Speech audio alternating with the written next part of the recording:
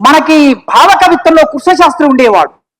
కృష్ణశాస్త్రి ఆయన కటింగ్ ఎట్లుండేదంటే విప్పి కటింగ్ లాగా ఉండేది, ఇక్కడి వరకు దూకునేవాడు. ఆయన లాల్చి పైజామా వేసుకునేవాడు. ఆ రోజు కవులందరూ ఎట్లుండేవాళ్ళంటే కృష్ణశాస్త్రి లాగా, యువకులు కూడా కృష్ణశాస్త్రి లాగా మేము పంచగట్టుకోవాలి, దువ్వుకోవాలి అనుకునే వాళ్ళట. మళ్ళీ అట్లాంటి ఒక వాతావరణాన్ని గద్దరన్న తీసుకొచ్చాడు. గద్దరన్నలాగా పాడాలి, గద్దరన్నలాగా ఆడాలి, గద్దరన్నలాగా గడ్డం పెంచుకోవాలి, గద్దరన్నలాగా గొంగడి వేసుకోవాలి, గోసి వేసుకోవాలి, రాగం తీయాలి. గద్దరన్న పాట లక్షల మందితో పాడిస్తాడు, లక్షల మందితో. మీరు రైతుకూలి మహాసభలు, వరంగల్లో జరిగిన రైతుకూలి మహాసభలు బహుశా మీరు అటెండ్ అయ్యే అవకాశం లేదు, ఎందుకంటే అప్పటికి మీరు పుట్టలేదు. ఇక్కడ ఉన్న చాలా మంది వేదిక మీద ఉన్న పెద్దలు ఉండి ఉంటారు. నేను 9వ తరగతి స్టూడెంట్గా ఆ సభలకు అటెండ్ అయ్యాను.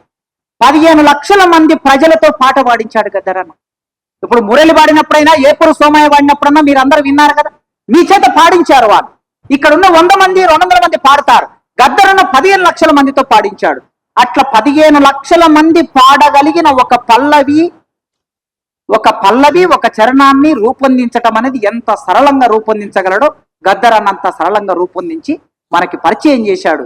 కనుక గద్దరన్న ఒక సిద్ధాంతాన్ని నమ్ముకున్నాడు. ఆ సిద్ధాంతాన్ని గద్దరన్న వదిలేశాడని ఎవరైనా అనుకుంటే అది వారి చర్చకే వదిలేస్తున్నా. నేను గద్దరన్న ఎన్నడూ తను నమ్ముకున్న సిద్ధాంతాన్ని వదిలేయలేదు, ఎన్నడూ వదిలేయలేదు. నన్ను అరెస్ట్ చేసి జైల్లో పెట్టిన తర్వాత గద్దరన్న నా దగ్గరికి వచ్చాడు, ఇక్కడికే డిపార్ట్మెంట్కి వచ్చాడు.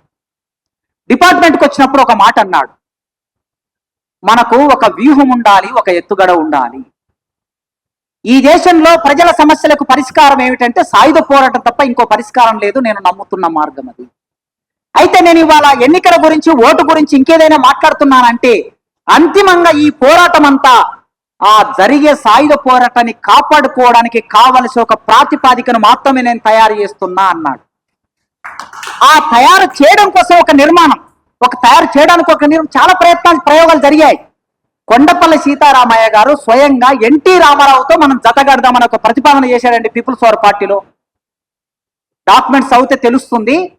కొండపల్లి సీతారామయ్య గారు ఎన్టీ రామారావు రాగానే ఆనాటి కాంగ్రెస్ ప్రభుత్వం ఎమర్జెన్సీ తర్వాత చాలా నష్టపోయాక ఎన్టీ రామారావుతో మనం చేతులు కలపాలి అని ప్రపోజల్ పెడితే Kondapalli Seetharamaiah people's war party నిర్మాత ఆ ప్రపోజల్ను వ్యతిరేకించిన వాడు సత్యమూర్తి.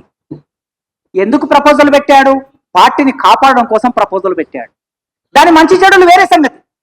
అట్లా గద్దరన్న ఒక మార్గం అనుకున్నాడు, దాన్ని కాపాడడం కోసం మార్గమే తప్ప గద్దరన్న ఇప్పుడేదో వెళ్ళి పార్లమెంట్ లో కూర్చొని, లేకపోతే అసెంబ్లీలో కూర్చొని, ఇంకిక్కడ కూర్చొని ఇంకేదో ఆయన కొత్తగా బాదుకునేది ఏమి లేదు. గద్దరన్న చరిత్ర చెరిపేస్తే చెరిగిపోయేటువంటి చరిత్ర కాదది, అది మట్టి చరిత్ర. చాలా మంది గద్దరన్న విమర్శలు రాశారు. చనిపోయిన తర్వాత ఒక సంస్కారం ఉంటుంది సమాజానికి.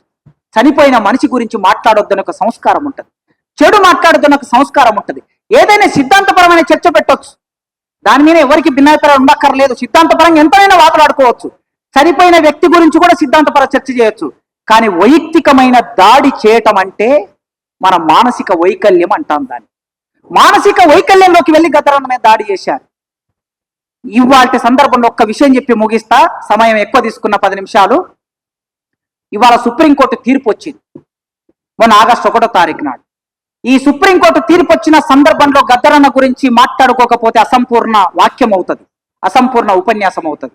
1994లో ఎంఆర్పిఎస్ ఉద్యమం వచ్చినప్పుడు, ఇక్కడ హైదరాబాద్కు 1,00,000 మందితో 96లో వచ్చినప్పుడు, ఈ 1,00,000 మంది ఉద్యమానికి ఆనాటి పీపుల్స్ వార్ పార్టీ మద్దతు తెలియజేసింది, విప్లవ రచయితల సంఘం మద్దతు తెలియజేసింది. దీనికి గద్దరన్న సంఘీభావ కమిటీ ఏర్పడి దానికి చైర్మన్ ఉన్నాడు. ఇక్కడ సిఎల్ యాదగిరి అన్ననే ఉదాహరణ, ఆయనే సాక్ష్యం. సంఘీభావ కమిటీ దేనికి? సంఘీభావ కమిటీ ఎస్సీ రిజర్వేషన్ వర్గీకరించాలనే న్యాయమైన డిమాండు, మాదిగలు అడుగుతున్నది న్యాయమైన డిమాండు. ఈ డిమాండ్ నెరవేరవలసిందని ఒక కమిటీ ఏర్పాటు చేసి కన్నబిరాన్, బాలగోపాల్ గారు, ఎంపీ ఖాన్ గారు మేధావులందరినీ సమీకరించి ఒక కమిటీ ఏర్పాటు చేసి దానికి సంఘీభావ కమిటీ పెట్టి దానికి చైర్మన్ గా గద్దరన్న ఉన్నాడు, చైర్మన్ ఉన్నాడు. కనుక గద్దరన్న సామాజిక న్యాయం అనే ప్రశ్న ముందుకు వచ్చినప్పుడు దాన్ని తన దగ్గరకు తీసుకొని తన ఒళ్ళో పెట్టుకొని సపోర్ట్ చేశాడు. ఆయన ఎన్నడూ వైయక్తికమైన విషయాల్లోకి వెళ్ళలేదు. సహజమైన మనుషులకు ఉండే భావోద్వేగాలు ఉంటాయి. భావోద్వేగాలు అనేటటువంటివి సహజంగా ఎవరికైనా వ్యక్తం అవుతాయి, ఎవరు వాటికి అతీతులు కారు.